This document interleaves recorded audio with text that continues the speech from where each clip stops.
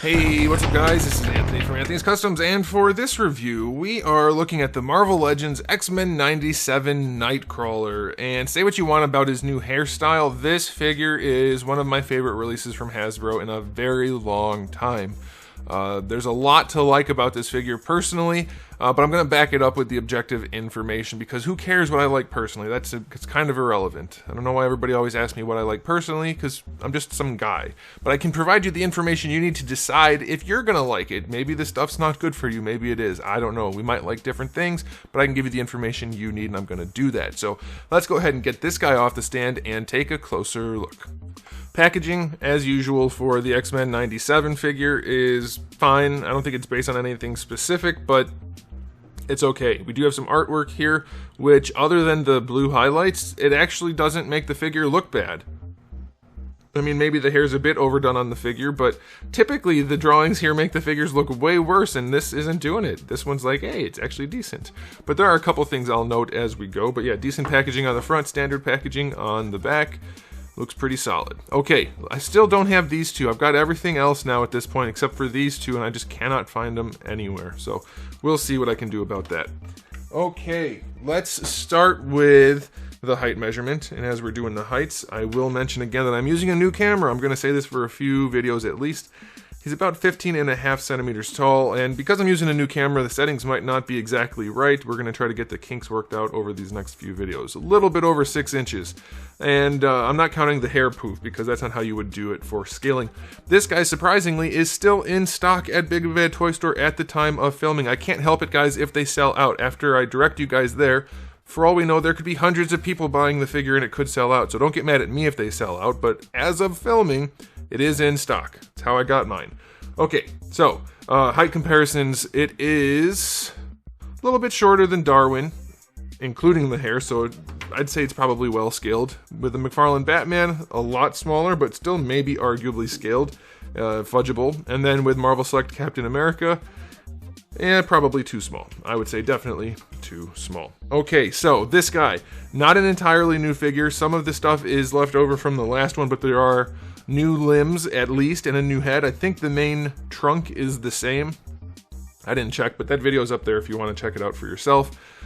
This guy, I have to say, I love the proportioning on this guy. I love the V-shaped, and I know the red part makes it even more noticeable, but I love the V-shape on this guy. I would say they nailed the comic look. Cartoon look, whatever, you get what I'm saying. The only thing that's really missing is a little bit of meat in the thighs. He has too much of a crotch gap. Good example. Oh man, I always set the package too far away when I need to reference it. The thighs should be way closer together. At an angle, you shouldn't still be able to see through the crotch gap. You know what I mean? So yeah, they still need to get some meat in their thighs.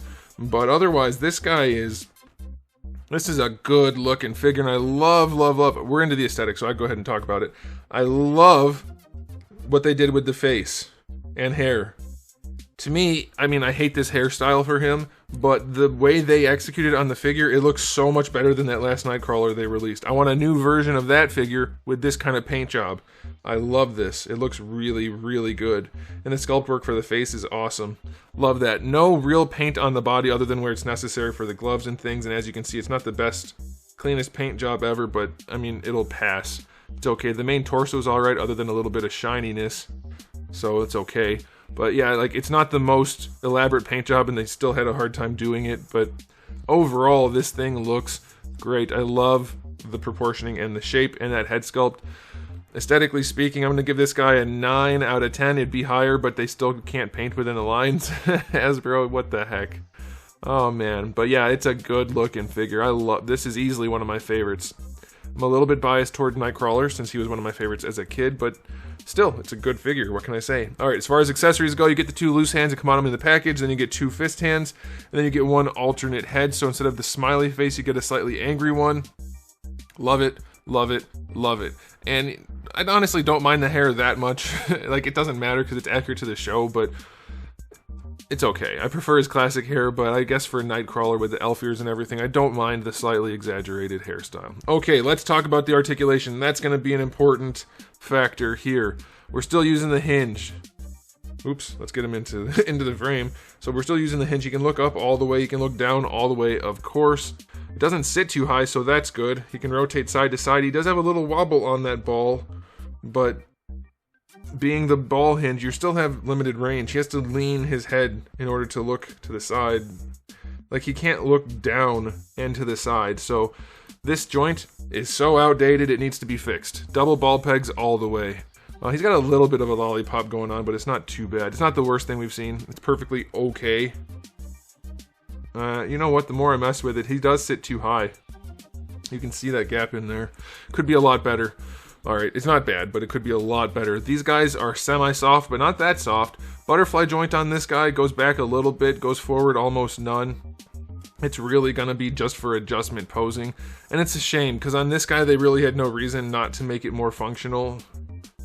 They already have, because he's a smaller build, they were able to get the chest pretty far out and do the butterfly, which you can technically do all the time, but for Hasbro things are hard. So they had every excuse to make this one good, and they still gave you very limited range. It doesn't hurt anything in this case, so I don't mind it, but it could have been a lot better. You're going to get your full rotation other than where the shoulder pad gets in the way. All the way up to the side, no problems there. Bicep swivel is fine. That's alright. Double jointed elbow. Really good range, no issues there. That is fine by me. Wrists have a swivel and a hinge. Ab crunch on this guy goes pretty far back. Doesn't get super pregnant or anything. It is definitely possible to do that. You don't have to have a giant lump right here to make an ab crunch work. Though, definitely would have preferred some double ball pegs in this guy. His back looks horrible when you bend him forward. They definitely could have done some ball pegs in there instead. Waist twist. No, that doesn't look good. Hasbro's never going to catch up to the times. Never, ever, ever. Hips, can't do full-on splits, but they go pretty far out, so it's not terrible. Going forward, can't even get them horizontal. Hasbro, try a little. Just a little, please. The hips go back a little bit. Thigh swivel is okay. Double-jointed knees with funny-looking kneecaps, I might add. But who cares about kneecaps, I guess. Strange proportioning, but good range. Now, of course, this guy can get away with it a little bit. Ankles go all the way back, that's good, and all the way forward, and they have a really good ankle rocker. So yeah, he's not perfect. He could have, oh yeah, the tail can rotate still. He could have been a lot better. Ball pegs throughout the torso would have been great. Better hip range would have been great, but he's still, oh yeah, ball pegs in the head also. But he's still pretty darn good. Awesome figure.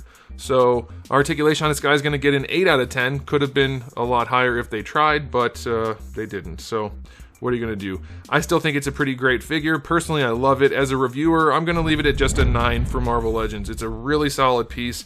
Not incredibly impressive, but definitely not disappointing, really, in too many ways, other than that it could have been better. So let me know what you guys think in the comments section below.